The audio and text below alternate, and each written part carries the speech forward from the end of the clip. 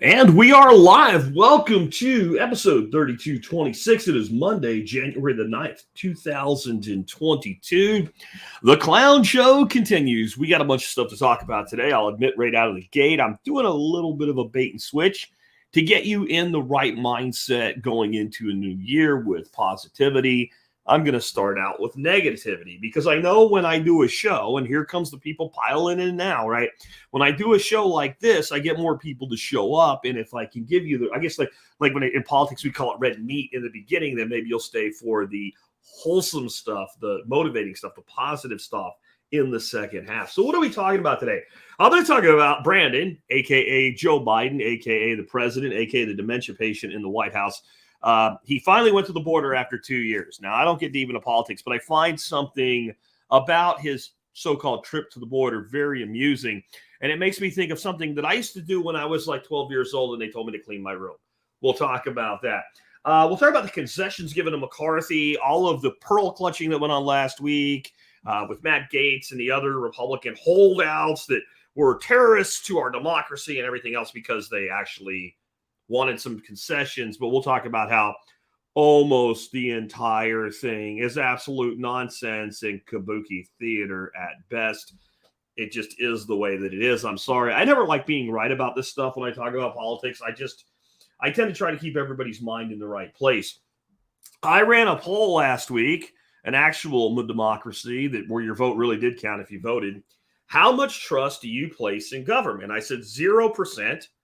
Up to 25%, 50-ish more or less, or 100% more or less. And I actually included, if it's 100%, you have to state in the poll that you are an idiot. It says, I'm an idiot 100%. And the winner, by and large, was 0. But I actually want to talk about something else. I want to talk about the people that said, well, I would say 0, but, or if you say 0, you're not thinking. And the difference between believing somebody and trusting somebody.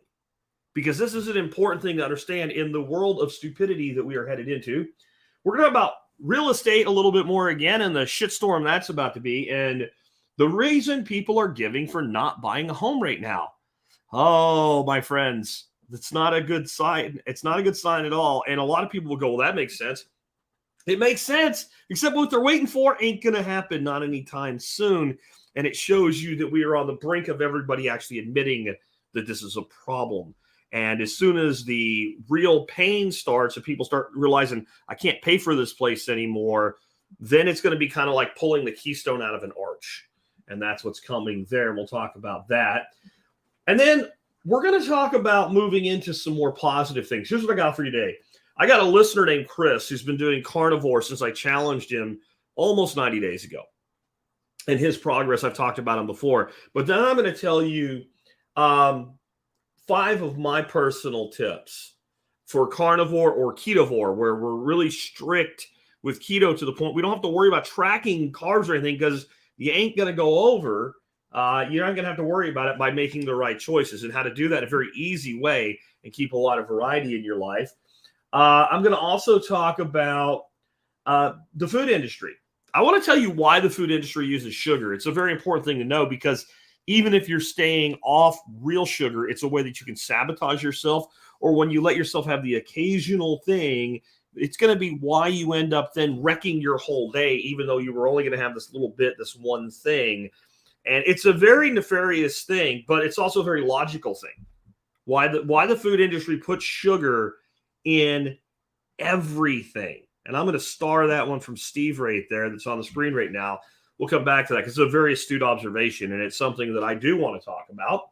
But if you want to ask me questions and you're in the live stream of the video, all caps. Now, if you're making a comment 2 days later after the live's over and you put it in all caps, it really doesn't stand out any different to me. This is just for you guys that are in the live stream here. Then we're going to talk about 5 things I think everybody should grow. Just a real quick little bonus thing. Like, I can't do a garden, Jack. I need to do like maybe a small indoor hydro or aquaponics system, maybe a few pots and things like that. Like, I'll give you the stuff that if you grow this, it'll elevate your cooking. I am going to talk about how you can become an expert, a multi-subject expert in just 10 minutes a day and start a habit that should last you your entire lifetime. Right up until you're ready to get in the box. You should be doing this forever once you know how to do this. And we're going to ask you a simple question at the end. What the hell's 2023 going to be for you? And we're going to drive a little lesson home about what we always call the dash. Now, with that, let's go ahead and hear from our two sponsors of the day before we get started. First of all, ridgewallet.com. Ridge Wallet is an excellent company. I carry a Ridge Wallet of my own. Gee, look, there it is right there. I've been carrying this since Ridge sent it to me 5 years ago. By the way, they're guaranteed for life. I don't know if you know that about Ridge Wallets, but they're guaranteed for life. Amazing piece of equipment. But I got my eyes on this burnt Damascus titanium guy right here, and I'm thinking about replacing this one just because that one looks so cool. It's on the screen if you're seeing it. But Ridge has turned into not just a great place to buy a minimalist wallet, but a full-on EDC company, all kinds of really cool stuff. You want to check them out. And if you like this kind of thing, it's probably the case that the member support brigade pays for itself, because if you are an MSB member, make sure if you're getting any of this cool stuff here at ridgewallet.com, that you are absolutely using your MSB discount, 10% off everything at ridge.com, where you can get Ridge Wallet and all their cool stuff. Next up today, ButcherBox. ButcherBox is my go-to source for great meat brought right to my door. I'll tell you the honest truth is most of what I get is beef, some bacon because I'm on the bacon for life thing, chicken, I'm on the wings for life thing, but mostly on my discretionary spending on ButcherBox, I get almost all beef from them because it's fantastic. They also have excellent seafood, and don't take that to mean like the chicken's not good or the regular pork chops aren't good or anything. It's all great stuff, straight shipped to your door. Awesome stuff. They have a recurring add-on program where you can have certain things that you add onto your box. You can set the size of your box. You can pause it anytime. So if you're a customer, you're like, I don't want to let it go, but I don't need stuff this month, or I want to you just take a break, and you can set it up initially to have your stuff shipped to you monthly or every other month. So it is very, very flexible, and I just love ButcherBox coming to my front door. Eric, who I haven't seen in a live stream in a while, Eric Meyer says, I love my ButcherBox subscription. I agree, Eric. I've said this before, but maybe some of you haven't heard it yet. ButcherBox is the only sponsor I have that's never paid me money. They don't pay me money. They pay with meat. I have a box, an allowance for my box of meat every month. And then I add on to that. That's what I meant by discretionary spending on my end. So I take payment in product from them. I'd love to do that with everybody, but most of my sponsors don't have kind of a recurring, absolutely you will use it up monthly type thing that we can work that out with. Though Start9 did give me one of their top end servers in return for a few months of their membership, or not their membership, their sponsorship. So I do that where I can. Barter is better when it works. Remember, we use money because in many instances, one side doesn't have what the other side wants. Anyway, I will never turn down meat. That's my point. I'm rambling. Sorry about that. Let's start digging into this today. I really, and I mean really, wasn't surprised, but I did eye roll myself hard enough that I thought I was going to either pass out and go into another dimension. And I expected it to happen, but I wasn't really thinking about it. So I bought some, this has nothing to do with the subject of Brandon and the border visit. It's just why I was out on a Sunday afternoon. I was getting my car washed at the car wash because I didn't want to do it myself because it's covered in all this pollen and crap and dust that's been around this time of year. And because I'm putting louvers on the back window of my Challenger. So I need the good straight up wash that would get me a nice start so everything sticks where it needs to stick. And I'm listening to the radio, and what came on the radio is that they went out and they cleaned up every place that Biden was going to go. So we've had these immigrants living on the streets, homeless style, like California homeless style, for months now. We have thousands of them coming across the border. Now, please understand, this has nothing to do with your position or my position on the border, right? It's just, this is what it is. And it's been this way, and this is the problem. Whether you think the solution is seal the border or do something about the inflow of illegal immigrants. And they are illegal. I'm sorry. I won't censor that word to make people's feelings not hurt. Whether I agree with the law or not doesn't matter. There's a law that says you don't just come here. And all of this shit about their asylum seekers. Asylum isn't just, I don't like where I live, so I want to live in your country. That's not what asylum is. And so we have this problem. So Biden's going to go, after 2 years of being president, to the border to address the issue and see the problem for himself. So what did they do? They went out and they sterilized. They like, oh, you can't stay here. You got to move. Right. So some guy's been having these people sleeping out in front of his business for like 2 months. His customers can't get to his business, etc. And now they're all gone because the president's going to be there for like 5 minutes. And it was like 5 minutes because Biden was in the area for a whopping total of 4 hours. It was basically a stopover. I've had layovers in Newark Airport, which sucked, that were longer than 4 hours. Trust me. And so while he's there for 4 hours, he visited 3 places. Now, you know how Secret Service works and, you know, skating out the area before and after and all the shit that goes on in between. 4 hour period, 3 locations, way less than an hour apiece. He's at these places for his photo ops and shit. There's nobody there to see. Now, what did you remember what I said in the beginning of this? Doesn't that remind you? We all did it, right? You were 12, 13 years old or whatever. Your room was a pigsty. And your mom said, you better go clean your room. And what'd you do? You might have cleaned up a little bit, but overall, you shoved everything under your bed and into your closet. You made the bed with the blanket down, and you hid the problem. And then you hoped that they didn't come in and check, right? Well, in this case, they knew nobody was going to check. They used a 14-year-old's trick here. Let's get rid of everything. Because you can't have the president of the United States, who's ignored this problem that he helped create. I'm not going to say he created the problem, because the problem long predates his presidency. It predates when he was a vice president, right? He definitely made it worse. He certainly added on to it with his policies, but that is what it is. But we can't have him sullied by the refuse. They have to go. Now, this is what is always done with presidential visits. Way back when I was a young dumbass and thought it made sense to join the United States Army, and I served in the Army in the early 90s, and I was in Panama, George Bush Sr. was running for re-election and decided for some reason that it made sense for his campaign to go to Panama, and I guess campaign for the military vote. Let me tell you something about most of the military down there. We didn't give a damn who was president. We didn't care. Most of the guys in the military, you think it's a big hunk of the vote? Most of the guys in the military are between 18 and 24. And they're not at a point where they really should be. If they believed enough to join, then they should believe the system that is what they joined into. But they don't. It's just not where your head is at that age. So he comes down there, he does this talk. And there was scuttlebutt about it in advance saying, to be fair to Bush, he said he doesn't want a dog and pony show. He doesn't want everybody making everything looking different than it normally is. We scrubbed with brooms and like soap and water and hoses the place where all the helicopters landed.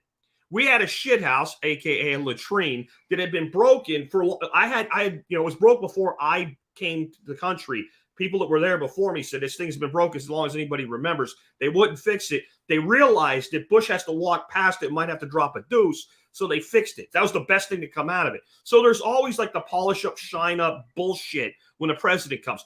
But in this case, there's no valid reason for it. There's no valid reason for it.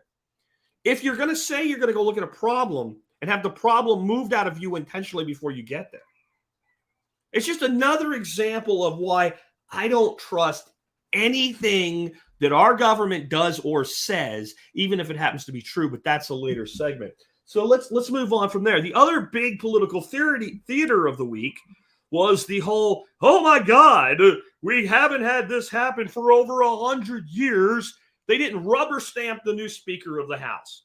Now, I don't give two shits now. I didn't give two shits then. I do not care. It doesn't matter. Who gives a rip? To me, the best outcome could have been 4 months of this that was happening last week. 4 months, the House can't even take seat. You know why? Then they can't do anything. Because now they can get on to doing the business of the American people. They can get on to doing the American people from behind with no lube. That's what they do all the time. It doesn't matter what party's in power.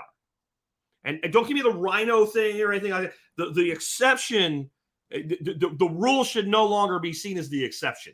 This is just Congress people. It doesn't matter what party they are. They're all scum. None of them mean what they say. Even the ones that I hate a little bit less, right? And some of these people that stood up, I hate them less. But if I hate you less, I still hate you. And so everybody's talking about these concessions like they matter. Let's talk about a few of the concessions, big concessions that Kevin McCarthy gave up to his own party so that he could win out enough of them to become speaker with a thin majority, as our democracy was at the precipice of oblivion for a week because people dared to have any principles at all. That was the reporting if you cut through the bullshit. So here's Jeremy says, whenever government is fighting itself and the American people win, temporary peace at least. Exactly, right?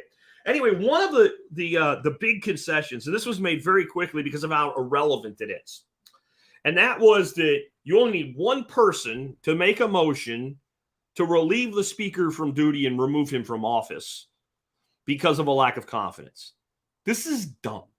You still need enough of the House to vote for it to make it happen. The old rule was you needed 5 people to make that motion. If you can't get 5 people to make that motion, one person making it doesn't matter. All it becomes is a disruptive thing. So anytime somebody's ass is in a knot and they're pissed off at McCarthy, they can do that. Maybe they have a plan for it. Maybe they're more organized than I think, just so they can say, like, you know, in the last term, Speaker McCarthy had 187,000 motions to be dismissed. Maybe it's another stall time. I don't know, but it is kind of pointless. It doesn't matter. You still need enough folks to vote to pull his ass out, and it ain't going to happen. You got to really, the 20 holdouts were a very, very small minority of the total of the GOP side of the clown circus, right? So it's meaningless, absolutely. The church committee. They're going to have a church committee.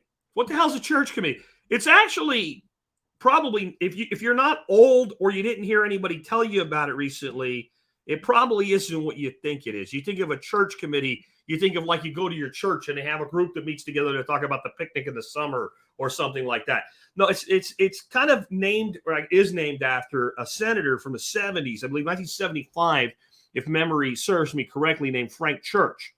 And it had to do with oversight at that time of the CIA. And a lot of the things the CIA that were doing outside of their charter, clearly illegal. It's reasons we know. It's this very reason that we know about things like the heart attack gun. If you don't know, it's kind of going to make the point I'm about to make for me. But we know from hearings on the Senate floor, this committee chaired by Frank Church, that the CIA actually had in their possession, which means they still do probably better, a heart attack gun. In other words, you can shoot somebody with a little dart, and then it would have a heart attack and die and look like it was natural cause death. That's just one of many things we know because of the church committee. But do you know what? See, Jesse says the FBI must be dissolved immediately. Must be. Well, what's your plan there, Jesse? Because it ain't happening. You see, this is language is important. Should be. Totally agree with you. Must be. Nope. Must not be, because it's not going to happen. And that was the point I was getting to right there, which is why I picked on Jesse a little bit. So we found out all these horrible things about the CIA. And eventually kind of everybody, right, came to the conclusion that this is all mostly true. CIA is still here. CIA is doing that, all of that and more. No reforms were taken whatsoever. And the church committee blew away like a fart in the wind and nobody cared. So that's what's going to happen to this. This is all supposed to look into the FBI. Jordan's got the Justice Committee or what have you, oversight, judicial oversight. It isn't going to matter. So you have 2 committees basically doing the same thing, but one laser focused on this stuff. It won't matter. It won't matter. It's never going to matter. It's not going to happen. It is important you realize that. The first bill. So McCarthy, after he won enough people over, and Matt Gaetz went, you know what? I know you're a POS. I know you are. I know we all are, but you're like the end of the turd with the piece of cord in it, and I can't even hold my nose and vote for you, but what I can do is vote present, so that you need less to become speaker. So Gaetz holds his nose and votes president. They get enough votes. McCarthy's named speaker, and he comes out and gives us victory speech and says, the very first bill in front of this Congress will be a bill to repeal the funding for the 87,000 IRS agents that Joe Biden put through when I was minority leader and I voted for it. Okay. He didn't say that part, but, he kind of should have. And this is virtue signaling. So let's say They move very quickly on this. Because if I'm the Democrats, I'm not even resisting it. I got other shit I'm trying to get done. I need to play grab ass with my Republican partner that will work with me. And with such a small minority, we only a few defectors on either side. We can do anything. So this is not worth fighting. So I'm going to let it happen. They're going to throw it to the Senate where it dies. The Democrats control the Senate. The Democrats have incredible discipline in keeping people from crossing the line. Sinema and Manchin aside, you're not going to get the two of them, I don't think, to cross the line. But if they did, once the bill passes both chambers, where does it go? To Biden's desk to die. Giving him a political victory, by the way, because he can veto it and talk about how important it is. He's holding the rich accountable. So it's all bullshit. It's a trap. You either do it and it doesn't matter, or you do it and it hurts you. Or you don't do it and then you look like a lying pack of crap. Right? And I will tell you that this would have been probably the one place that I would have agreed with probably what McCarthy would have said halfway back door, meaning he knew it would go public, but he was being as honest as he could about a reason to oppose some of this stuff, that it's meaningless.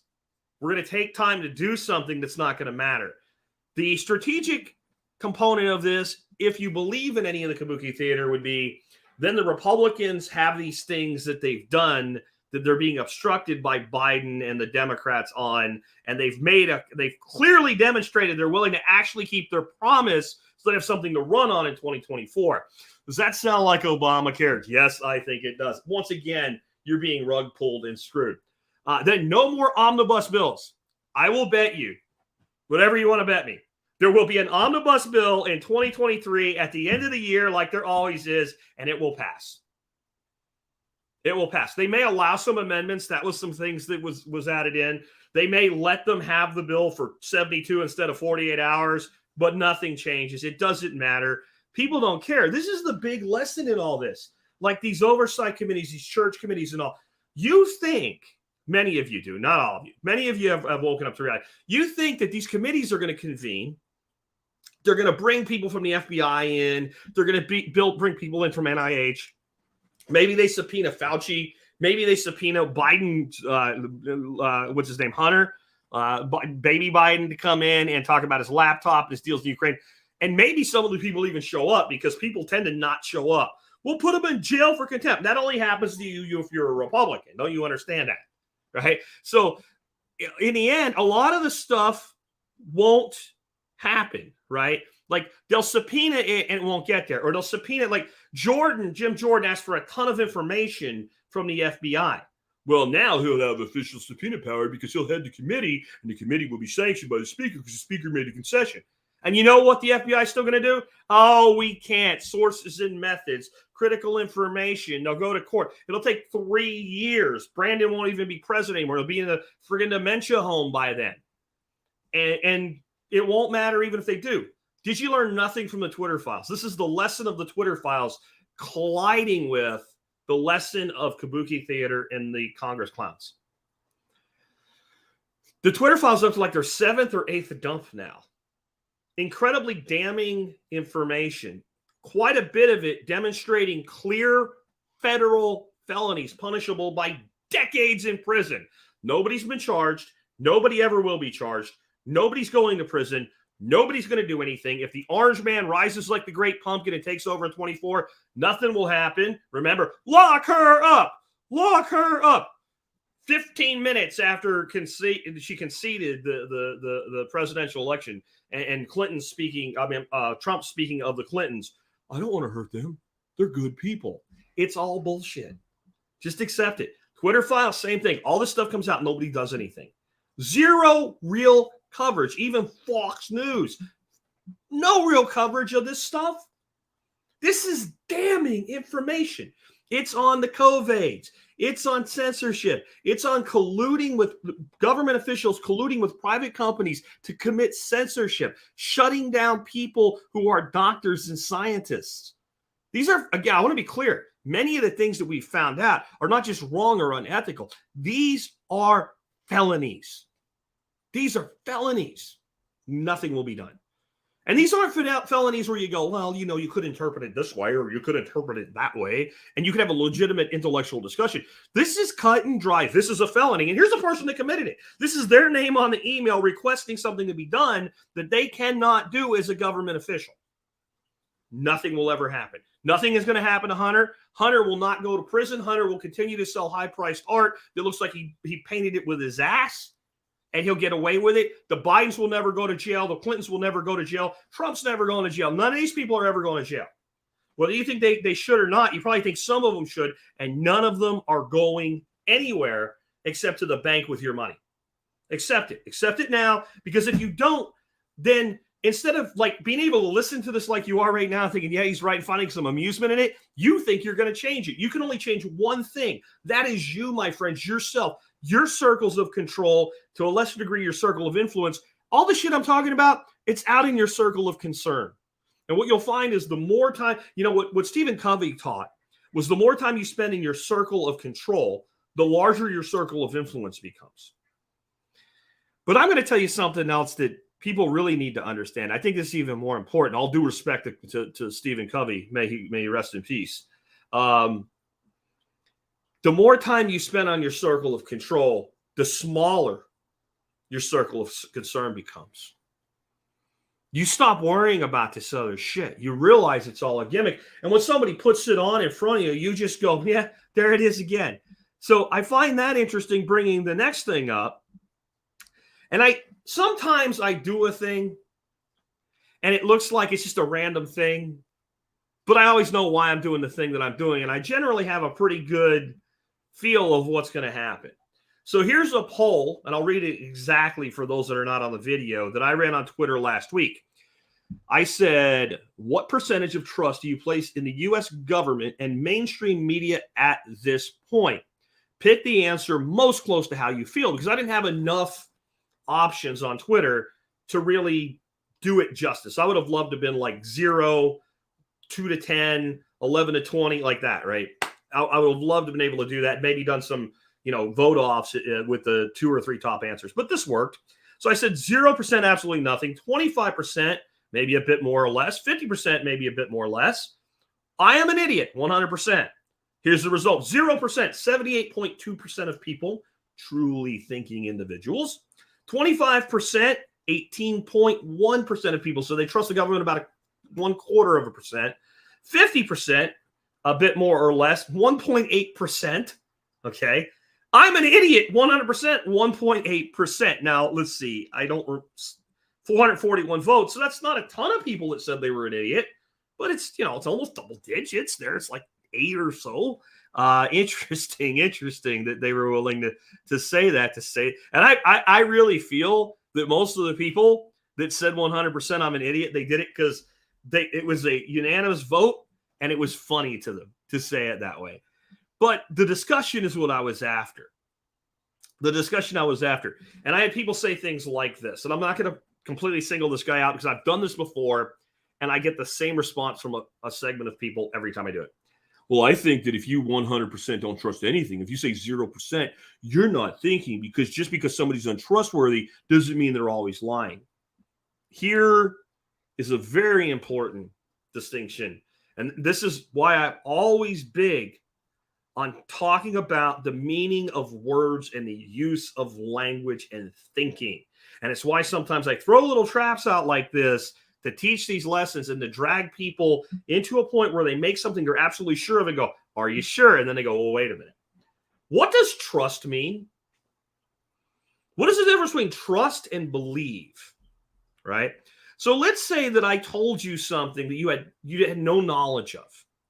If I said there was a plant called blah, blah, blah, right? Whatever the name of the plant was. And if you were to eat that plant, and there actually is a plant that does this, by the way. I can't remember what it's called. Some people call it the miracle plant, but there's an actual name for the plant. If you eat this plant, just a little bit of it, I think it's the berry from the plant to be sure. You eat this plant, and if you were to cut a lemon like an orange, and you were to eat the lemon, it won't taste sour, it will taste sweet. And it will last for about an hour after you eat the berries from this plant. And you believed me, and you didn't know anything about that. And you said, Jack is a trusted source. This sounds a bit crazy, But he's giving me information I didn't have, and I don't feel the need to go make sure he's telling me the truth. Or, maybe I'll even check on that, but it's probably true. And if it isn't, it's probably the case that he misunderstood. That's trust. If I say to you, ladies and gentlemen, I looked outside of my window and the sky is blue. And you said, well, it's blue. Okay. Did you trust me or did you believe me? See, liars always use the truth to sell a lie. It's a game as old as time, folks. Using the truth to sell a lie is the way conmen have operated since the first conman arose. You tell 3 truths and 1 lie, and 3 more truths and another lie, or 3 more truths and the same lie. And you keep going back to the same lie and you sandwich it in truth. Now, I'm not saying that every word that comes out, and I've said this before, right? Not every word that comes out of their mouth, not everything that comes out in a bulletin, not every piece of information published by CNN is a lie. But I trust none of it. It's either true and obvious, a lie and obvious, or in the realm of I'll check. There is never a case that my government or the mainstream media or modern medicine or any of these clowns can ever come out and give me information again that I don't already know and have me simply trust it. I think it's a good thing that we're getting to a point where like almost 80% of the people in my audience anyway have switched on to that fact. There's also bad news in it, depending on how you look at this. This is what happens whenever a nation or a society or a current system of governance collapses. When trust is obliterated, it's usually the end of a cycle. Now, sometimes it is a reboot and a reformulation of the same old that creates it. And sometimes it's complete and total eradication, like doesn't exist anymore. Like the collapse of the Roman Empire, which took way longer than I think most people who like to use an example realize. It can take hundreds of years for something that's in motion and never stops to actually play out in the timeline of history. But it usually foretells the end of a society, a system, or a culture when all faith is lost. I recommended last week that you guys read the book 1491. As I've been reading that, I've been seeing that pattern here with Native Americans and the dissolution of entire societies before any Europeans got here. And it usually came back to faith was lost in the leadership. And when there was no trust in the leadership anymore, societies fell apart. So ambition reached a certain level. People got, quote unquote, too big for their britches, went out and expanded their empire beyond what could readily be controlled. And as the empire started to have problems, instead of saying, shit, we should fix the problems, the people in power sought rather to hold on to the control. It was more important that I maintain control than fix the structural problems, even though many times the structural problems were fixable. This is true of like the Mexia and the Aztec societies. The Maya and the Mexia are two that I'm thinking of in particular that disappeared before Mexia didn't really disappear, but it was on its way into oblivion before any Europeans got here. And the Maya just kind of evaporated from history. And there's other huge tribes, huge settlements that evaporated. Some on a smaller scale, like Poverty Point, Louisiana. It was basically a small city that lasted for 1,000 years. No evidence of warfare, just went away. And when you start researching this, you find this to be the common theme. If there's any record at all, what really happened was the population lost faith and trust in the leadership. And when the leadership was confronted with that, instead of fixing the problem, they sought to maintain control. And then they began to fight with each other over control, which further pushed the people to have less trust, which eventually caused the destruction of a society. Watch CNN, Fox News, NBC anytime recently. Does that sound familiar to you? Tudor says the Mayans collapsed twice, if I remember correctly. Sort of. I won't get into that. I'm not going to go Professor Jack with you today, but it's more entities within the Mayan population collapsed. And so if this giant, because We think think so homogeneously, right? We think that like the United States, that's what means the Maya was like. No, there were factions and city-states and areas of control, and they might overridingly all be Maya or Inca, right? But if this one collapses, that doesn't mean the whole thing collapsed. So anyway, the Inca is another classic example of that. Same thing really is what destroyed the Inca. They got to a certain size. They started fighting within the fiefdoms against each other. Everybody started claiming they were in power. Now, they did have interactions with us, but they had their problems long before, specifically Spain, came into the world. It's an interesting read, but it's the same thing. And it's that history doesn't always repeat, but it often rhymes. It rhymes so much, it sort of kind of repeats, doesn't it? What do you think? What's going on with the United States government right now? Is it actually trying to solve the problems of the people, or is it trying to maintain control of the people? I'm going to run that on Twitter as a poll later today after the episode. If you don't follow me on Twitter, I am the Survival Pod C, because I wasn't thinking when I made up that Twitter handle 14 years ago or whatever it was. But you can follow me on Twitter. I'll run that poll. What do you think the primary motive of government in the United States right now is? Option A, to maintain power and control. Option B, to fix the problems in America. You tell me. Same thing all over again. Next up, real estate. More problems. This is interesting to me. And it's interesting to me because I just don't see it happening anytime soon. The primary reason being given by Freddie Mac, who does, the majority of mortgages in America one way or another, Freddie Mac touches, mortgage rates inch up. Homeowners are waiting for rates to decrease more significantly, Freddie Mac says. Now, what have I taught you about headlines? There's always some bullshit and misinformation, phenordism, when you read any headline that ends, comma, blah, blah, blah says. Experts say. Freddie Mac says. Government officials declare, right? It's, Fauci says. It's always some bullshit in there. But this is actually one of those situations where I don't have to trust MSN, who put the article out. I don't have to trust Freddie Mac. I can look at what's going on and say, this actually does work. Again, it's not that I trust, it's that I believe. And there is quite a bit of effort being put into, in this case, there is some hesitancy in buyers, and this is how they're thinking. And again, I've talked about this before. Well, I always remember mortgage rates being like 3 or 4%. Of course, they'll go down, so I'll just wait to buy a new house. And that's because so many people that are in the buyer's market, in the key demographic of people that buy houses. So you have two primary groups that buy houses. You have older people who want more than they have, or they want less than they have. Either they're kind of coming up in the world and they just want more, or they're kind of like they're old, their kids moved out, they have this huge house, and so they're buying to change their living arrangement from ownership of one home to another type of home. So that's one giant group. The other giant group, and what fuels the entire market, including the value equation on the other side, what is the house worth, are the people that buy what we would call entry-level homes, 2 to 4 bedrooms in the affordable bracket for the market that they're in. And they're primarily, at this point, millennials. Now, whenever I say that word, I always have to remind people, millennials are now approaching 40.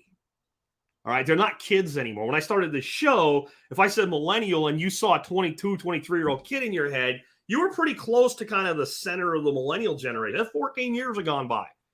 A lot of millennials are on high blood pressure and statin medication, right? Shouldn't be, what they are.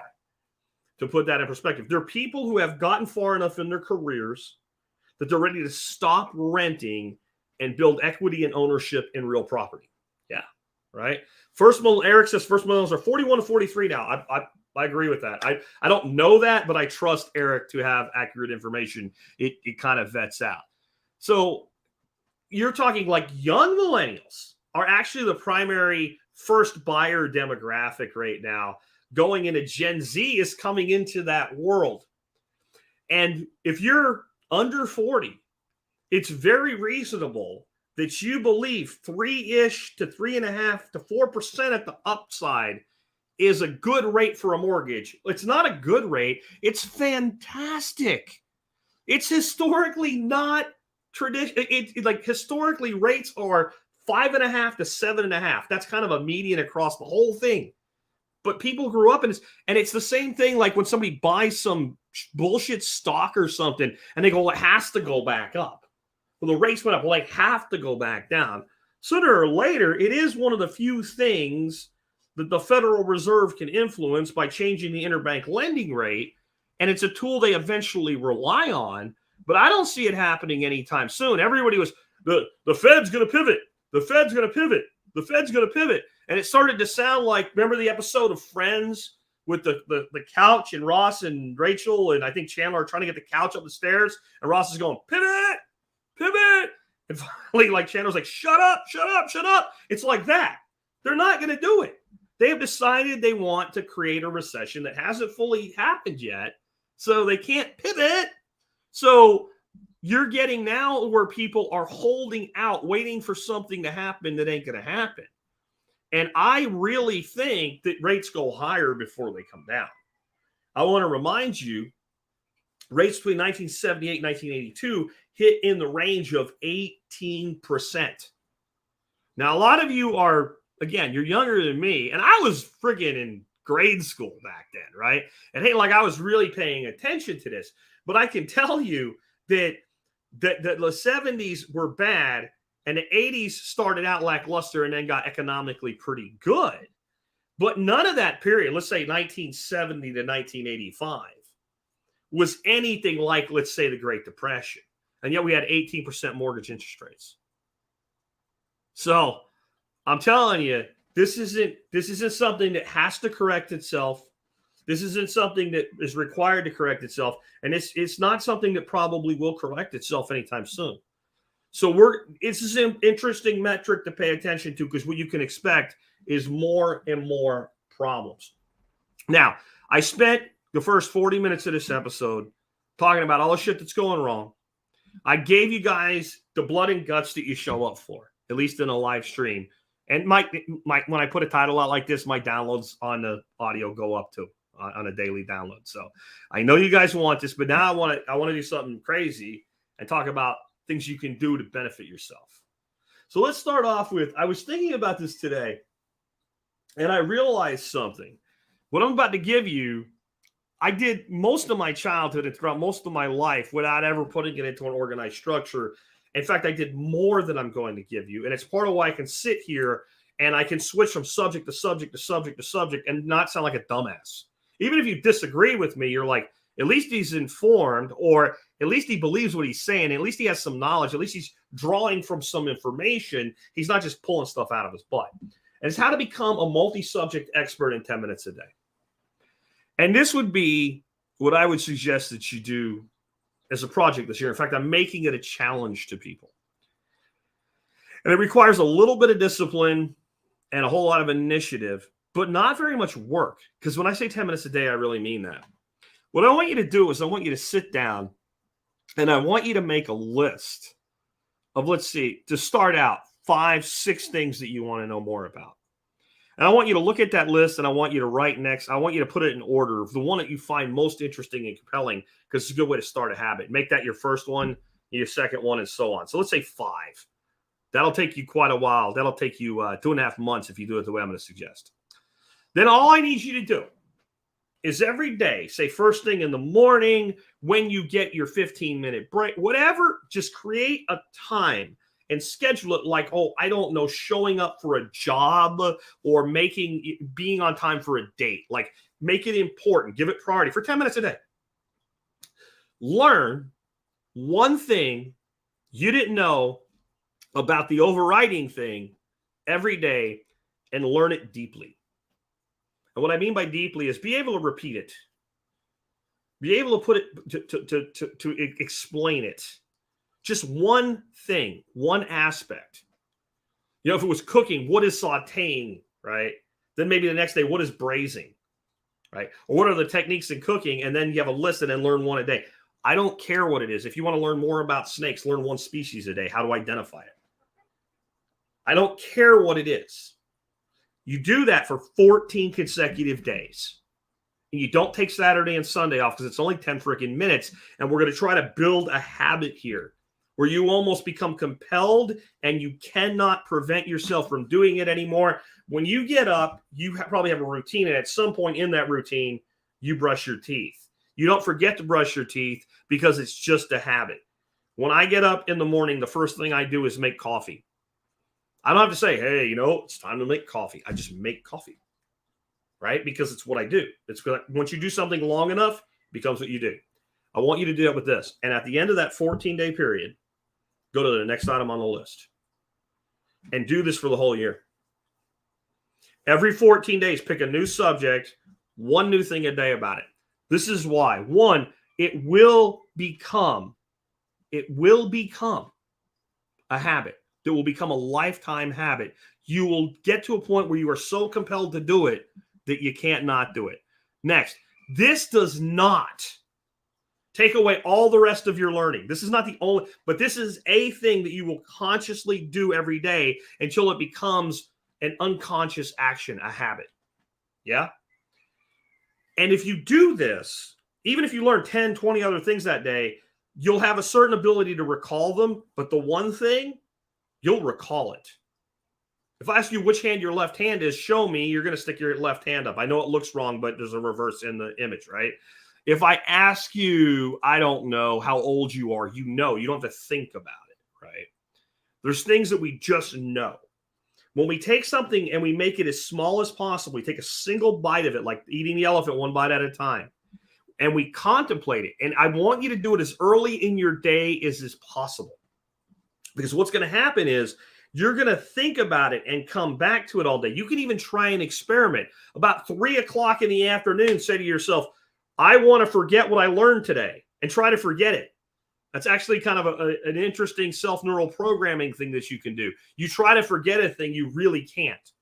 And you'll build an incredible amount of recall to this information. Now, what that means is at the end of 1 year, there will be 24 things that you couldn't have discussed at a deep intellectual level that you can now do. Now, take that across a decade. And this is why you'll talk. There's people that have systemized this and probably other ways that they've systemized it, right? And there's people that just do it naturally. There's people like me, like I have a freakish memory for anything that I'm interested in. I do this all day long, all the time. But what I call it is obsession learning. So some people, and I think we're the minority, we practice obsession learning. And we do it without any intent required. When I was a kid, I wanted to keep snakes in my house. My parents weren't about that. And I decided that by being able to make an intellectual case instead of, I want it. But if I could give them every single thing, every reason there's nothing to worry about, demonstrate my ability to be proficient, to handle it, to do it on my own, they would just wear out and say, okay. And it worked, right? So that set in my head like a dog, like a Pavlovian response, a pattern. When you want something, learn everything you can about it and then go for it and make it happen. So what happens when you do that, you become very well versed, right?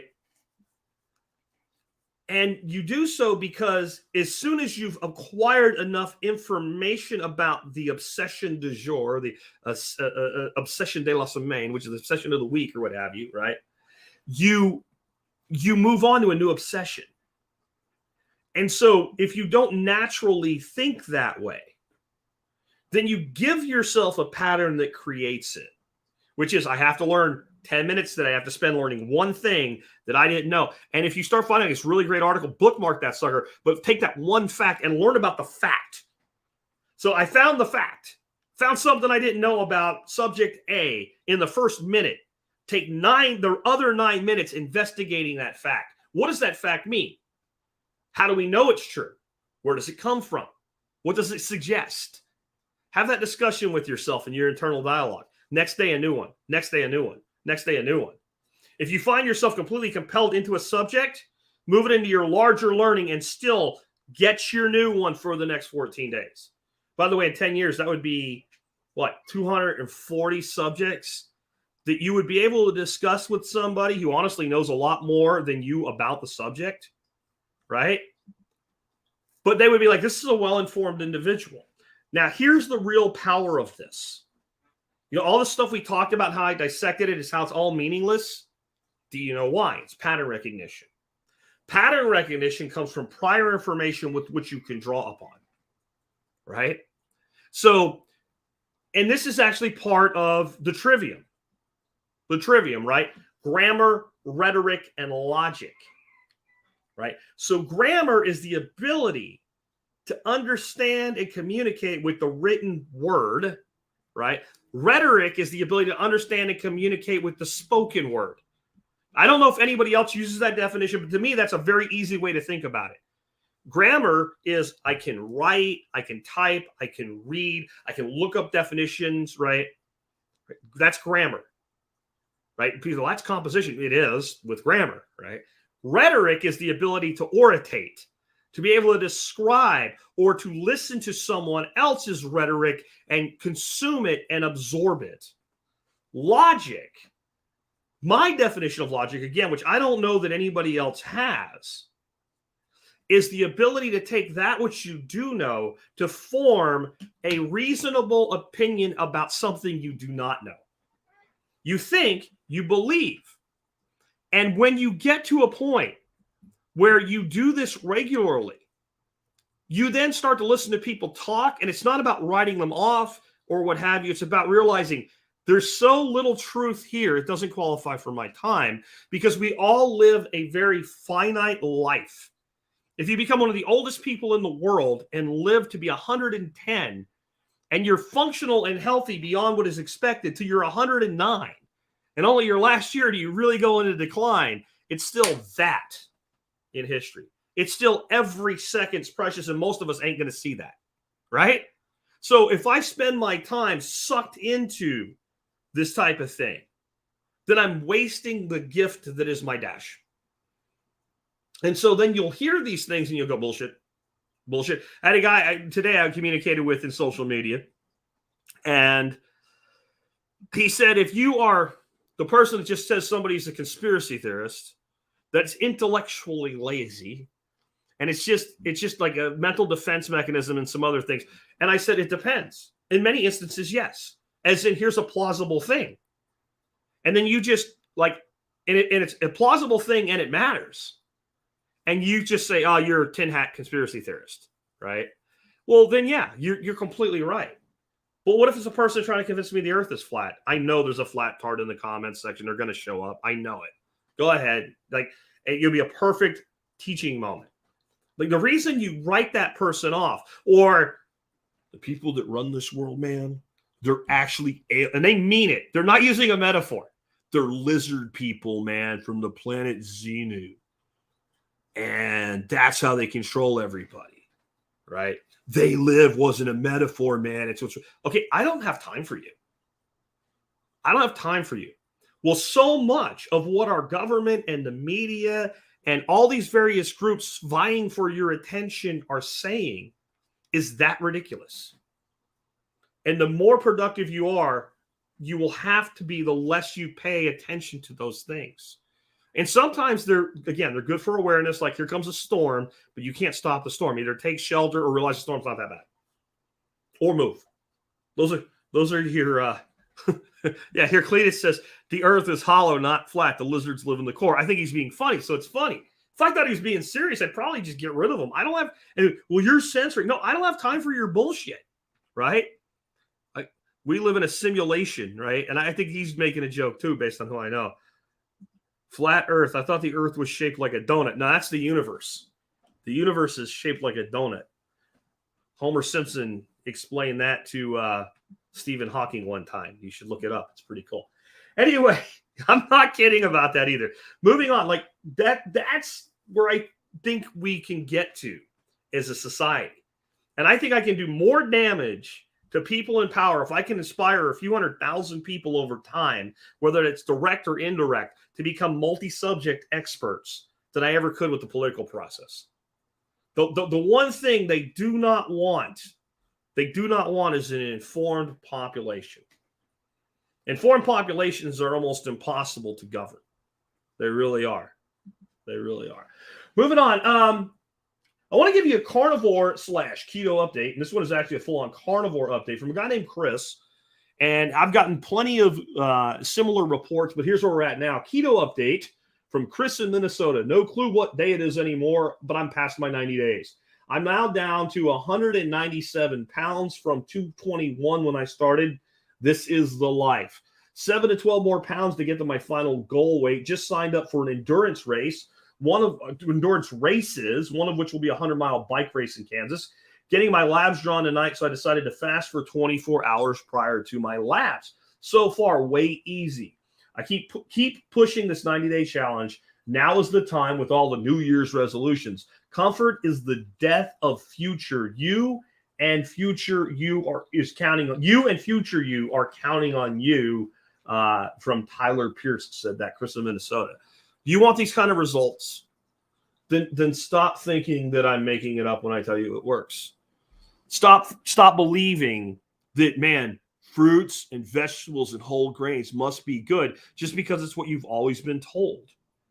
You know, maybe your first subject is why does keto work, right? Something like that in the last segment. Why does keto work? But what I wanted to give you, if you're ready to do it, is some tips that will help you do it easier. And I'm going to focus this on carnivore, which is full-on carnivore.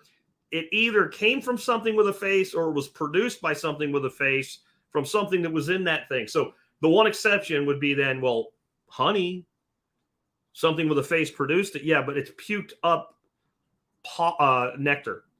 That's what honey is. And I don't hate honey. Just it's not a key component to your diet and calories, or you're eating pure sugar. I'm sorry. If I drank something and vomited it into a cup, it didn't come from me. It's still the thing that it originally was with some of my stomach acid added to it or what have you. But otherwise, that's what carnivore is. Eggs, cheese, because they came from a cow or a chicken, or any part of the cow or the chicken or the fish or the oyster would be pure carnivore. Then there's something called ketovore.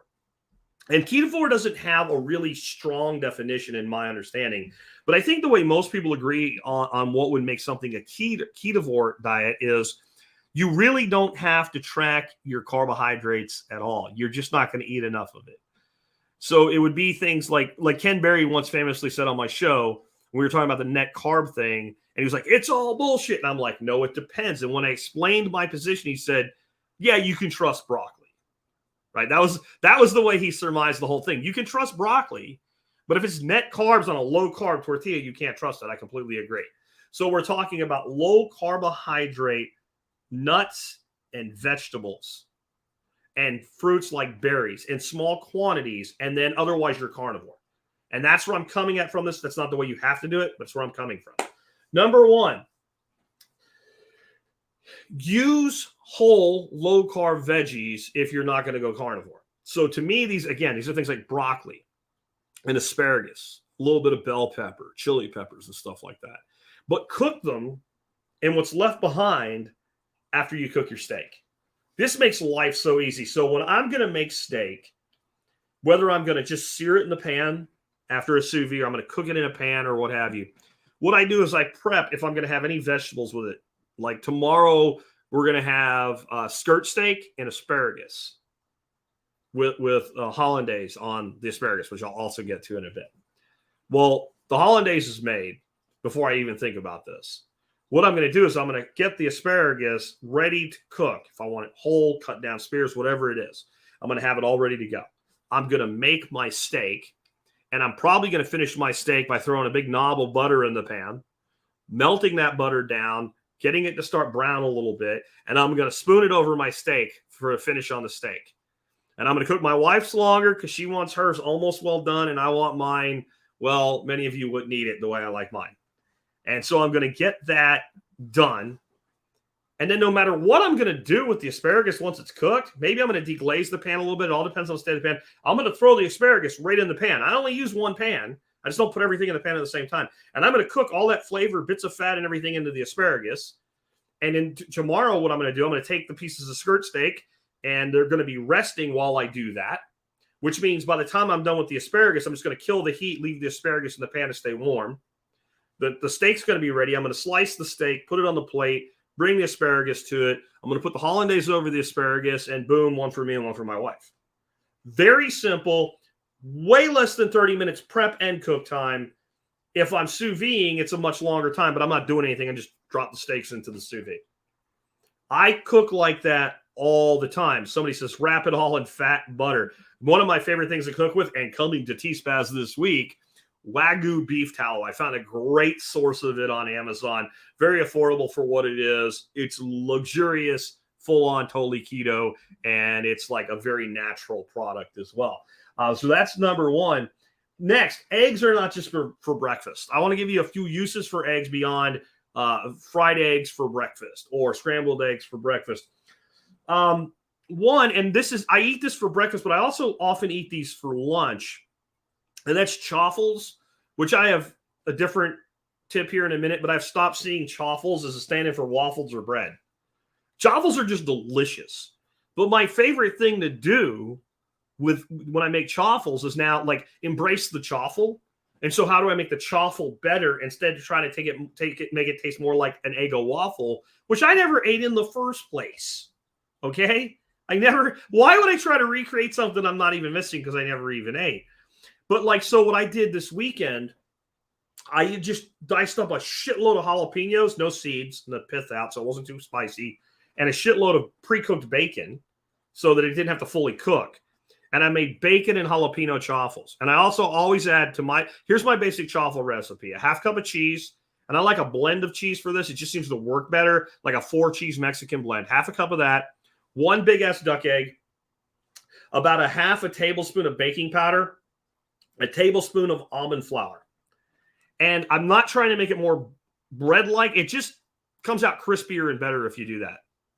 And I threw in, I don't know how much, a big handful of little diced jalapenos and like ribbon sliced bacon and mixed that up. It was my wife, who's not exactly keen on chaffles, like, this is friggin' amazing. I could eat this a couple times a week. This morning, I made it for myself, and I did green onion out of my hydro system and cubed up ham. And it was the rest of the recipe is the same.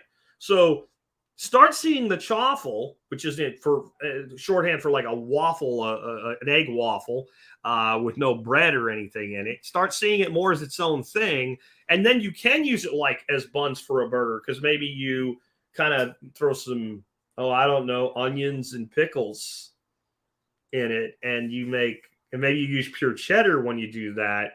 And you make something to go with your burger, right? But it doesn't have to be that. And kind of my real advice for those of you without a lot of time when it comes to chaffles, the batter lasts an easy week in the refrigerator. If you're going to eat it 2, 3, whatever number of days a week, and by the way, with the recipe I gave you, will make you about 3 chaffles. By adding the other stuff, you'll stretch it to where you'll get, instead of like 2 in a tiny one, you'll get like 3 full-size ones. For how many you're going to eat that week, don't put all the extras in it. So maybe make enough for 6 chaffles or 9 chaffles, whatever it is.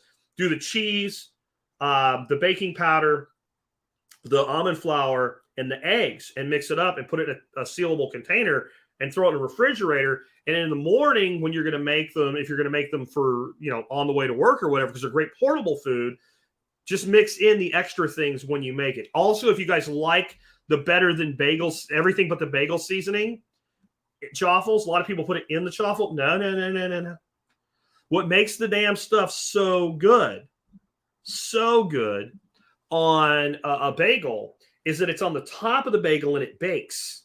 You ever notice in everything bagel, when you cut it open, it's not full of the same stuff. It's just on the top. So what you do is you put your waffle maker down. You let it just begin to cook. Where it's cooked enough, it's starting to settle in. It's got the print in it, but it's still a little bit wet. You open it up, you sprinkle the everything but bagel, and then you close it so that the everything but bagel seasoning, all the sesame seeds and all get toasted on the top of the chaffle. Then you get more of a flavor hit from it, okay? So that's another thing that you can do. And K-Bonk says he still joneses for a simple pasta dish every now and then. You know what the best thing to do for that is? Stop trying to make fake pasta. Once in a while, have a cheat day. Eat one meal and one time and be done with it. But I'm going to tell you a danger to that here in just a second. Another thing, eggs again, not for breakfast only. A steak with an egg can be an amazing thing. Here's a quick procedure. Make your steak however you make it. Okay. Take your steak out of the pan and set it to go ahead and rest. So that because if you cut into a hot steak, you've sinned against the cow that gave its life for you to have a steak. You need to let it rest so that the juices will not pour out on high viscosity, and they'll have, it has time to kind of settle down. Before you make the steak, make a compound blue cheese butter. So whatever amount of butter you have, you want about a quarter of that amount in blue cheese crumbles. You want to soften butter, just mix it up. That's it. That's a compound butter. That's how simple it is. As soon as the steak comes out while it's still nice and hot, put a big smear of that blue cheese compound butter on top of the steak. You getting hungry yet, guys? Okay. While that's resting with that butter just melting onto it, browning, just make an egg in the same pan, right? Cook the egg to like over easy to over medium. My favorite way to do this is tilt the pan and spoon a little bit of the grease over the egg when it's almost done so that a little bit of white on the outside isn't runny. Runny yolk, good. Runny white, yeah. Set the egg on top of the steak with the compound blue cheese butter. Whole good Lord. And it's like this huge elevated thing. And now you're using eggs, which are just this great source of fat and nutrition. And if you have your own chickens or your own ducks, and man, if you can do this with a freaking duck egg, it is so much better. There's a reason I love ducks so much. I mean, really, the thickness of the yolk of a duck egg is amazing. So there's another thing you can do with eggs. Make your own egg yolk mayo, right? And people are like, I don't like mayo. Make an aioli. What's an aioli? It's a flavored mayonnaise. But if you tell a person who says they don't like mayonnaise that it's an aioli, they eat it and they're like, oh, it's delicious. And one of the big things about the reasons people don't like mayo, the only thing they've ever had is like Hellman's or some shit. Or they think that Miracle Whip is mayonnaise. No wonder you hate mayo, right? They've never had fresh made egg yolk only mayo made with something like avocado oil, right? And then flavored like to a garlic lemon aioli and then stirred into something. So use it as a component of a dish, not just a big slather on top of a dish. And you might find a whole new appreciation for it. And it's so easy to do. And the next thing with that is use it to thicken pan sauces. So here's a real simple thing you can do. If you've made a nice pan sauce, but it's kind of thin and you'd like it to be thicker, you can use an egg yolk to thicken it. Here's the trick. You want to put the egg yolk into something and you want to mix the egg yolk up, basically whisk the egg yolk, then take a little bit of the pan sauce and let the pan temperature come down and bring some of the sauce to the egg and mix it and bring a little bit more and mix it. This is called tempering the egg. And once you've done that to where you get a nice kind of slurry, mix it in like you would with like a roux that you're making a gravy with. And you'll get a wonderful, thick, silky emulsification from the egg yolk, which is what mayonnaise is and aiolis are, by the way. You're kind of making a warm aioli here with the pan sauce, like a brown butter or something. But if you just throw the egg yolk in there, you'll make scrambled eggs and it'll suck. So that one might take a little bit. But like two sauces you can learn to make, and they're supposed to be really hard and they don't have to be. A hollandaise, which I mentioned earlier, and a béarnaise. All a béarnaise is we swap out the acid. Instead of vinegar, we use lemon, and then we add some herbs. Right? I'm sorry. Instead of lemon, we use vinegar, and we add in some herbs when we go to a béarnaise sauce. Both of those are great sauces. I can't get into it. But again, a béarnaise and a hollandaise are really kind of just a warm mayo done in a special technique. And people that say they hate mayo, you put hollandaise on something, and they will kill it.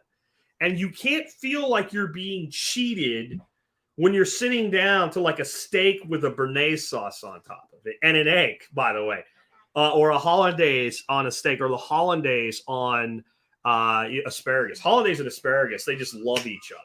So all of a sudden you're starting to use your eggs a lot more, and you're getting all of that fantastic nutrition into your diet, because one of the big problems that people have with keto and carnivore, believe it or not, is they don't eat enough fat.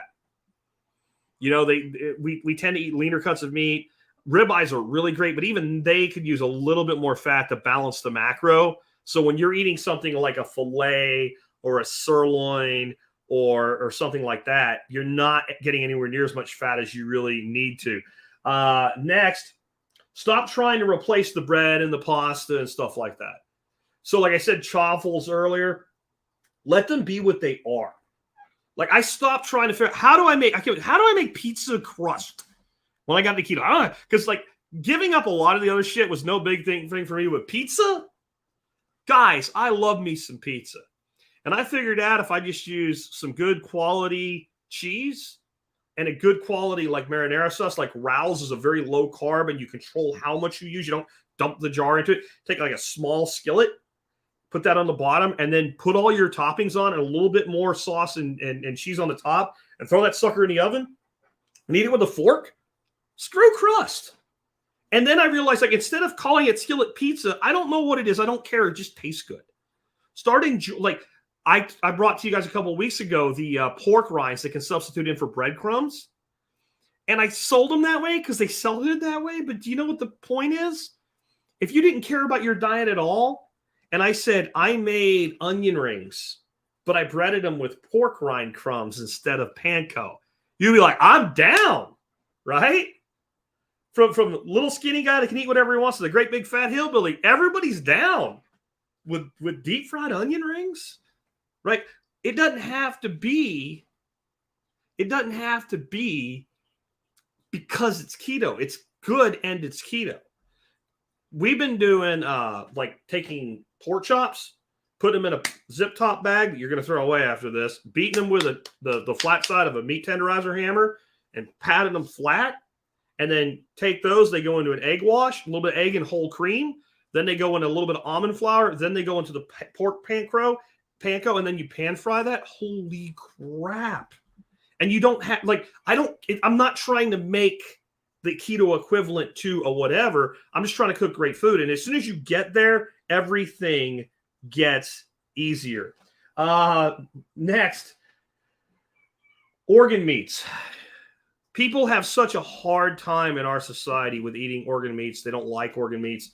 People like Ken Berry say, if you just keep eating it, then eventually you'll like it. I don't know, guys. I'm not ever going to be a big fan of liver by itself. And I've had liver that's decent, and I've had liver that's awful, but I've never had liver that I'm like, if I went to a restaurant and they offered this, I'd order it if there was any other choice. But you know what's fantastic? A little bit of liver in ground beef, sausages, etc. I tend to put 10% liver into our ground meat, and I do that by and it's roughly 10%, 2 ounces of liver. I cut into cubes, I put it in a Ziploc bag, and I throw it in the freezer. Or I'll do is I'll cube it up. I throw it in the freezer. I put it through the grinder, and then I break it up with the little sample size, snack pack size Ziploc bags into 2 ounce clumps. Whenever I take out a pound of ground pork or a pound of ground beef, I take out 1 packet, so 2. I let them defrost. I mix them together when I make burgers, sausages, whatever. And that puts that into the diet without any real effort, and it enhances the flavor. You would think if you didn't like a thing and you added it to something, you wouldn't like it. But how many of you would really eat salt by the tablespoon? But you can't really see your food being great without salt because it's the most important seasoning we have. It's kind of like that. And then you get all the nutrition benefits of it. And bonus, I said 5, going to give you 6. Whenever you cook anything that yields a fat yield, that will be a good fat, like you're not going to make a pan sauce or something, and it's going to be a good clean fat that can be saved, save it. I have jars in my refrigerator. One says bacon. Guess what's in there? Bacon fat. One says chicken. Guess what's in there? Chicken fat. And one says beef. Guess what's in there? Beef fat. And so if I have steaks and they have a lot of excess fat on the outside, more than I even need to prepare that steak, I'll trim that fat, throw those in a Ziploc bag, and I'll wait until I have a significant amount of it. And then I make beef fat croutons. So I take that all out, let it defrost, chop it up in little pieces, throw it in the pan, render it out. I take those aside, and then I'm going to make a salad. Maybe I take a little bit of that beef fat while it's still warm and like toss it on a salad, and then put those croutons in that salad. And then I take the balance of that fat, strain it through a little strainer into a jar. It says beef on it. Chicken, we get chicken. If we're going to make chicken in some way without the skin on it, which we actually often do, don't worry, we don't discard it. I pull the chicken skin off. Okay. Put the chicken in a bag until I get enough chicken skin to make it worth doing. Then I make crispy chicken skins to eat. And I reserve that fat into a jar that says, you guessed it, chicken. And in that way, I'm supplying my own fats. And Joe says, so good. You're right. It is so good. Chicken skins, really simple. Throw them in the oven, 350 degrees until they're crispy. That's all you got to put some seasoning on them. I like salt, pepper, a little bit of chili powder, and paprika. That's kind of my go-to with that. And then you can do other things. A little bit of thyme is always nice on it too, what have you. And just cook them till they're crispy. And they're one of the most, put them on a sheet pan, put down a layer of aluminum foil. You'll get a beautiful, clear chicken fat. That way it won't get all brown like it does in a pan if you fry them. It's easier. It's less work. Put 2 pans in the oven at once. Make a whole bunch of them. I make enough for me and my wife to eat for like a snack or a lunch. And then you just dump that fat through a strainer, a little colander, a little mini strainer, a little stainless steel one, into that jar. Wad the foil up, throw it away. No cleanup, no nothing. Easy peasy. All right, next. I want to tell you real quick something that I think a lot of you know, but I want to drive home why it's important, even if you're not letting them do it to you. You might be doing it to yourself and not realize. Why do you think the food industry puts sugar in everything, including things you probably wouldn't notice in direct flavor if they didn't do it? For instance, sausages like bratwurst. If you pick up any name brand bratwurst, and then you read the ingredients, one of them will either be sugar. That's if they hate you, but not completely. But most of it now will say what? High fructose corn syrup. Why do they do this? They're adding an ingredient that is wholly unnecessary to sell the product. It has an added expense, even if it's cheap. Why would they do it? And Gank L here says, because sugar is addictive. And that's partially what it is. It's partially what it is. The biochemistry behind it is, you can find fat in nature. You can find fat and protein together in nature pretty much anywhere. You almost never in nature find sugar and fat together. Now, if you had a great big bison eating apples under an apple tree, you'd say they're 2 separate things. And you would have to physically harvest both and combine them. And even if you're doing that, if you're living the way humans live for the majority of our existence, there's very few occurrences in nature where you can get a lot of sugar and a lot of fat together, and protein, sugar, and fat all together. Very rare in nature, right? Very rare in nature. When it's most likely to happen is end of summer, mid-fall, like all the stuff's ripening on the trees and stuff like that, and the game is plentiful. So over time, we biochemically developed a response. If I get sugar and fat together, baby, I need to eat. And if you took a person and you said, here's all the protein and fat sans sugar you can eat as much as you want, and you said, go to town, and they did. Or you said, here's all the carbohydrates you can eat, no fat. And you measured the amount of calories that they can consume, they can physically consume. They would be able to physically consume more with just the straight carbohydrate and sugar than the fat, but it would be a limit on either. When you put them together, they will eat more than either of them independently. It triggers a response, and we will keep eating, and we will keep coming back for more, and we will consume more per portion.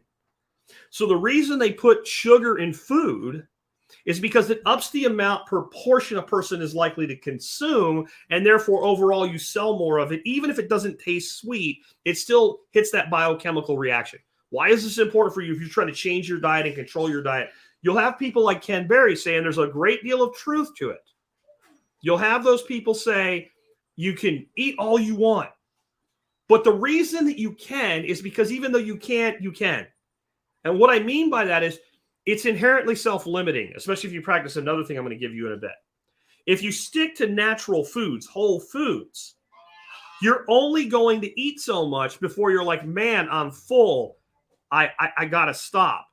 And you will. But if you add even a little bit of sugar, hold on just a second, guys.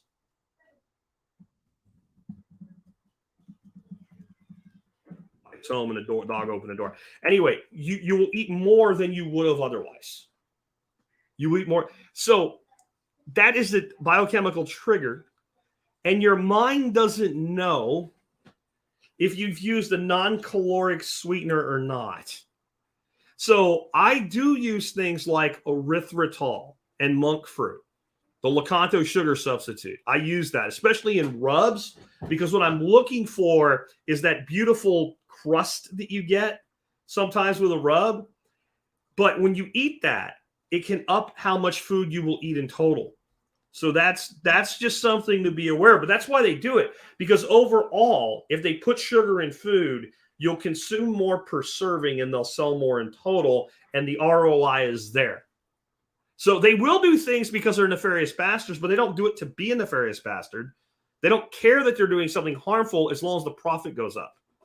And that's how these decisions are made. Next, if you're going to grow some of your own food this year and you're just getting started, or you just don't have the space, you live in an apartment, or you're going to put in a bigger garden at some point, but you want it, like, what would I grow if I couldn't have a garden? If everything I grew had to be like in a small indoor hydro system, a small aquaponics system, or pots and things like that, and you said you can only grow like 5 things, I might think longer and swap some things out. But here's 5 things that I would definitely consider growing. I also be like, bullshit, I don't have to do 5. I can do 10. I'll show you. But here'd be 5. Number 1, fresh basil. Fresh basil is one of the most amazing herbs that you can add to your food, especially if you're smart and you add the basil at the end. Always add fresh herbs at the end. If you're going to cook with herbs, you might as well use dry herbs if you have them. Now, if you don't have dry herbs and you have fresh herbs, and that's what you have, and you have plenty, and you want to cook with them and finish with them, fine, but you'll get the biggest bang out of them by finishing. Even things like, let's say you're going to do a stew or a pot roast with parsley. Take the leaves off your parsley, chop it up, set them aside, cook your pot roast. If you want to do anything, chop the stems up and put that into your broth and let that flavor your broth and let that cook long term. Great flavor. And then at the end, add the fresh parsley. But I would absolutely never go a year without growing basil. And it's one of those things that's really cheap and easy to buy, but it's often very hard to find fresh unless you're growing it yourself or know someone who does it. And it's really easy to grow indoors in hydro and aquaponic systems. Really simple. Green onion. Green onion is such a bang for the buck in flavor enhancement. And if we're going to live with a diet that's mostly keto, we're not going to rely on vegetables. We're looking more for flavor and color and enhancement than we are for calories. And a green onion will grow back. You cut it, don't pull it out. Just cut it and it'll grow back, and you cut it and it'll grow back. You usually get about 10 grows out of a green onion before it won't grow back. And eventually I just let mine get huge. Okay, you'll like this. I let mine get so big they look like leeks. And then I cut them, and I throw them in a dehydrator. And I grind them up to make green onion powder out of them. And they're so freaking delicious. But green onion chopped up on the bias especially, added at the end of just about anything is going to be good. I would always grow that. Next, parsley. Parsley is, to me, one of the greatest flavor enhancers we can have. It can be a little bit finicky to get to sprout when you're growing it in small quantities. Like if you have a garden, it's cool to just like throw parsley everywhere in your garden and let it grow where it wants to and let it go endemic on your property. There is another tip though. If you are doing aquaponics or hydroponics, especially an ebb and flow bed, that's where this works fantastic. When you go to the store, buy your organic carrots or whatever, or if you grow your own carrots, when you get your carrots, leave about an inch on the top of the carrot intact. Just cut the bottom of the carrot off, peel that, use it however you're going to want to. Cut the green back till it's only about an inch long. Stick that in an ebb and flow bed. And within days, it'll start sprouting new. And use the carrot tops like parsley. They're freaking delicious. And it's the easy button to produce that kind of flavor. So either or both. Next would be thyme. Thyme is one of those herbs that fresh thyme is so freaking good. You know, I was talking about cooking steak earlier. Take a little bundle of thyme, so little thyme twigs with the little florets on them, and wrap it up with something, tie it up, throw it in your pan in that sauce, kind of move it around while you're cooking that steak or chicken or whatever. And then when you spoon that over, you add garlic to it too, by the way. Garlic and thyme in that brown butter sauce or just the grease on the steak. It's so amazing. It's so amazing. You know, when you lay your steak on a cutting board, you're letting it rest and you get that juice that comes out of it, right? Take your steak, move it over before you serve it. Take the thyme that was in the pan and kind of mop it through that grease that came off the steak and kind of hit it one more time on the top before you put it on the plate. Thyme, I would absolutely never go without growing thyme. It's one of the greatest things on the planet. And as far as like a salad green, my go-to is arugula. It has more flavor, in my opinion, than any of the lettuce. It's more versatile. And I'll be blunt, if you can't grow arugula, you need to figure out how to grow arugula before you kill other plants. It's one of the easiest things to grow. It grows in warm weather and cold weather. It just fine until absolute full-on heat. And even then, if you get like early morning sun, afternoon shade, you can grow it through most of your summer. It's easy to grow indoors. It grows fast. You can buy a shitload of seed for almost nothing. Save your own seed in it. Like if you grow a bunch of it in a year, you can have a jar full of seed. You just sprinkle it into your system. You can grow it in pots. And the reason I say it's so much more versatile than lettuce is if I have lettuce, I have lettuce. Now, you know what I've never done? And I know some people have done some things with grilling lettuce, and I've done some wilting of lettuce, like with like some warm fat or something. But in general, I've never taken like a big handful of lettuce, throw it in a pan, and sauteed it. I damn sure have done something like I'm going to make steak, hollandaise, or my creamy garlic onion sauce, right, tonight with a side of cauliflower rice. And like right at the end, big handful of arugula, mixed it in and wilted it into the cauliflower rice or thrown it in soups and whatever. So I get a salad green, I get a sandwich type topping, I get it's so beyond a lettuce. And if I had to put the like number 6, it would be like a cheat and say 2 varieties of a romaine lettuce. Because now I have the foundations of a side salad and I'm full on ketovore. And even if you eat all kinds of other things, that would still be the core that I would recommend people grow. One thing you need to keep in mind, folks, and I think a lot of people have a hard time accepting this. I don't care if we're comparing you to an organic farm, a beyond organic farm, a permaculture farm, a conventional farm.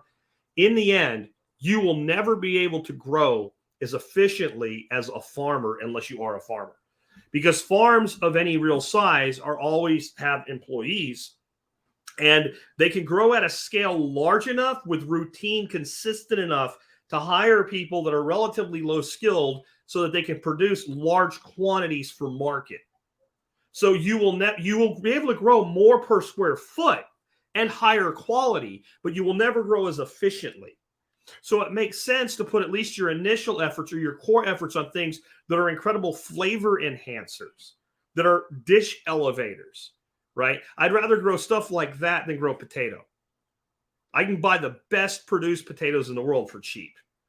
And I cannot be as efficient as a potato farmer doing it. Doesn't mean I wouldn't grow potatoes if I ate potatoes. I'm not saying that at all. I'm saying this is where I would start, grow this core, and then you're actually using what you're producing consistently and constantly. There's not a week that goes by that I don't use basil, onion, parsley, thyme, and arugula. It's just something I always use. And it's also back to what I teach, right? So like even if I wasn't growing anything, I would still be using that stuff. That'd be something that I would go to the store and buy if I wasn't producing it for myself. That brings me to the end, guys. 1:28 in. I do have a few questions that I started. We'll go and hit those in a second. Before I do, though, I want to ask you a question. What's 2023 going to bring you? What are you going to bring to 2023? What are you going to get at it? Are you going to take my challenge I gave earlier today and become a subject matter expert on 20 to 24 things this year?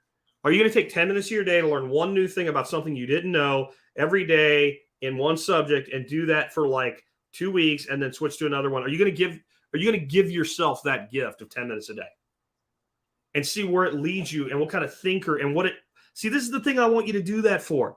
It's not just being able to have a well-versed conversation or whatever. It's what will that unlock in your mind? How many things are there that you want to do? How many times have I said something, stop saying you can't and ask, how can I?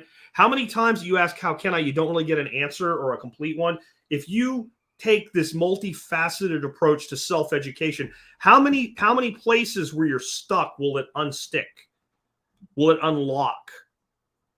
Will you find a way to do a thing that you otherwise would not? Or think of a thing that, to hell with figuring out how to do what you want. To figure out you want something that you didn't even know you did.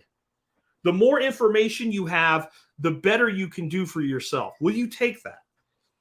If you're not in the health that you should be, will you take the walk with so many of us down the road of keto or ketovore or carnivore? Do it for 90 days and see what happens. I've never had anybody really do it hardcore for 90 days and say, you know what, I'm going to quit doing that now. I made my 90. No, what happens is you do it, and the first couple of weeks for some people really sucks. It really sucks. But then it starts to unlock your potential. And by the time you get 90 days in, if you're not trying to make fake bread, if you're not going out and buying low-carb tortillas, I went that route. It doesn't work. It's bullshit. Go look up any product you're thinking you can eat because it's supposedly net carbs or low carb or whatever. Go look up on YouTube the product name, glucose test. And there's 2 or 3 great YouTubers that all this shit, they subject their body to it. They do glucose testing. Very seldom does it work out. It's resistant potato starch. Yeah, well, here's my spike, 40 points of sugar. So it ain't that resistant. Are you going to take that challenge? Are you going to turn off the news and focus on what you can do? Are you going to focus on building your wealth, building your skills, building your knowledge, building your assets? Are you going to grow in the middle of what will be a recession? Or are you going to let it all run over you and think that you can vote your way out of economic depression? What's it going to bring you? And it's going to bring you, and know you're going to hate when I say this, and I'm going to put an exclusionary on it. Like somebody's going to get hit by a car or get cancer or something like that. But in the macro, in the world that responds to what you do, you're going to get what you deserve. You're going to get what you deserve. There's a song by Kid Rock, who some of his music I love and some like I appreciate it, but I don't like it, right? He said, people get what they deserve. I think a lot of people get what they don't deserve too. But on the macro, a lot of what people get is exactly what they deserve. Let's see a few of the starred comments. Steve says, curious, anyone seeing trends on raw land prices coming down? They're still crazy high west of the Mississippi. I have seen raw land prices, and I'm well west of the Mississippi, come down over the last 2 years significantly. They're still high, but I've seen them come down. And I've seen raw land drop while, typical conventional house lot real estate went up. And I can tell you exactly why. And it's exactly why you're about to see the prices of conventional real estate come down. It's much easier to go get a loan with 3% down from Freddie Mac, Fannie Mae to buy a 4-bedroom, 2-bath house in suburbia than it is to go buy a piece of raw land. The financing terms were easier, et cetera. So generally, there's a larger out-of-pocket going into a piece of raw land. About the only way to get around that is to do a construction loan and go in and build a house and then refinance into a conventional mortgage. Sometimes you can actually do what amounts to a conventional mortgage straight in if you have all your ducks in a row and you qualify and you have everything set up. But in the end, that's really what it is it's harder to move raw land because your pool of buyers is lower. And so it will be a leading indicator of a decline in real estate prices, as it always has been. So who did the cleaning, state or local? I think K-Bonk's talking about Joe Biden's 14-year-old hide all the toys under the bed and in the closet before mom comes and say you cleaned your room. Yes. State or local? Yes. Federal? Yes. Basically, yes. Whoever they could muster, they went out and they didn't, where'd they go? They just moved them. You can't stay here. A lot of it wasn't even clean. They didn't clean it up. They just went, you guys have to leave. Where do we go? I don't know. You can't stay here. But you can come back. on Tuesday. You come back Tuesday. Yeah, you come back Tuesday. You just got to go find something to do it yourself. Most of it, that's how it was handled. Let's see. 229 Mix says, do you have any tips for developing pattern recognition? I realize mine is very poor and needs to be developed. What I told you today about developing expertise by a 10-minute bite every day on a subject in 2-week intervals. If you want, you can go a month and do 12 a year, or you can do a week and do 52 a year. Don't let my numbers constrain you. The more diversity of knowledge you have, the more you'll recognize pattern. It will become something that will happen slowly over time, and you'll just see it. The other thing to do is whenever, like, you didn't recognize the pattern, but then the pattern was like there, and then you realize it. Let's say you listen to somebody like on a podcast and they say, hey, did you see this? And you go, oh shit, I didn't realize that. Then reverse engineer it. What's the earliest indicator that this was a pattern? It's the way you train your mind to do anything, through repetition and through challenge. See, your mind comes up when it sees a challenge that's worthy of its activity. And that's why it's so dangerous that we have put ourselves so deeply to sleep. Video games. Now, I'm not anti-video game. I'm just saying, like, nonstop video games, nonstop social media, nonstop television, nonstop news, nonstop drugs, whatever it is for a person, nonstop drinking, nonstop partying, nonstop bullshit, whatever it is. What that does eventually, the mind just goes, fuck it, it's not worth it. It's not worth it. There's nothing here to challenge me, so I'm just going to, like, tune out, man. Your freaking brain becomes Spicoli from Fast Times at Ridgemont Time, right? Whoa, dude, wow, right? That's just what happens. Because your brain is not being challenged. And when we challenge our brain, we unleash the computational power of, I don't care if you're a person that they say has an 80 IQ. Your brain is the most powerful computer for now in the known universe. And you probably don't have an 80 IQ. You're probably lazy. I don't think, if there's somebody with a mental problem, right? A physical injury or like a developmental issue or something where there's actually damage, that's the case. Like, true mental retardation or something like that. Autism. And autistic people are actually usually brilliant in some way, right? But I don't believe that anybody who's fully functional actually has an 80 IQ. I think they have dumbed themselves down to the point where they perform like they have an 80 IQ. I think one of the reasons that you'll see this debate about, do certain ethnicities or specifically do certain people from certain places have lower IQs, how important is the test to you will have a direct reflection on your score. I'll tell you, the same person, if I gave you an IQ test and said, it's just for amusement purposes. There's some people are super competitive. They're the Monicas from Friends, right? They're going to do their best 100%. But most people are going to be like, oh, okay, they're going to put that level of effort into it, right? And unless they, like, inside somewhere it ticks a thing, like, this is a challenge and they like it, they're just going to perform okay. If I say, if you do really well, and I don't even define what really well is, I'm going to give you $1,000. Well, I'm going to give this test to 1,000 people, and the top 20 people are going to get a 20%. So 200 out of 1,000 are going to get $1,000 each. If you think you have any chance of being in that top 200, you're going to get a better score than the first time. And if I say, I'm going to give you this test, and if your score's too low, Guido over here is going to pull your toes out, then he's going to shoot you and throw you in a hole. You're going to get an even better score because you're going to try harder. And I think a lot of times when we judge a population based on an IQ score, it's because how much effort are they willing to put into it in the first place? What does it matter? I think most people are actually way smarter than their test scores or IQ scores or any of that stuff would surmise. It's just, have they unlocked the power of their brain? Or have they, because of apathy or laziness or situation or what have you, just decided it's not worth it? Or are there someone that's been convinced that they're going to underperform their whole life so they don't try? Because they were a fish judged on their ability to climb a tree, right? I think that was a quote by Einstein. If we judged a fish based on its ability to climb a tree, it would live its entire life believing itself to be stupid. So because they were put into a certain box of things that they were expected to be able to do well, and they weren't able to do those things well, they never explored what they could do well. Next, and the last one before we go, Jack, I'm thinking about growing snake gourds this year, Would this work in keto? Okay. Full disclosure, I don't 100% know. Based on the item itself, though, I would equate it to green beans in carbohydrate yield. I cannot find nutritional data on snake bean or snake gourd. Python snake bean is one of the things that it's called.